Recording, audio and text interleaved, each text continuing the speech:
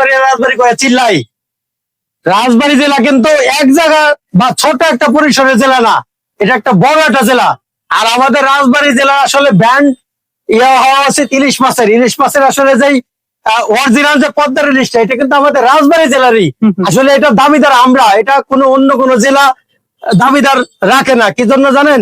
Original পদ্মার ইলিশ হলো রূপার মতো কালার থাকে, সেটা আমাদের রাজবাড়ি, পাংশা, কক্সা, যে এই সমস্ত এলাকা কেন্দ্রিক, দরদিয়া, পাটুরিয়া, এই কেন্দ্রিক গোয়ালন্দ। আসলে এটা সবাই জানে না, অন্য কোন জেলা দাবিদার করলে তো দাবি হয় না। মূল পদ্মার ইলিশ আমাদের রাজবাড়ি। তাই রাজবাড়িবাসী আমাদের এই ভিডিওটা সর্বোচ্চ শেয়ার করবেন। আমার এই কাকুর জন্য ফেসবুকে একটা চ্যালেঞ্জ দিছে, এই চ্যালেঞ্জটা যেন পুরা করে। এবং আমার এই ভালোবাসার মানুষ, খুব ভালো মানুষ, তাকে আপনারা পাশে থাকবেন, তার সর্বোচ্চ শেয়ার করবেন, দোয়া করবেন।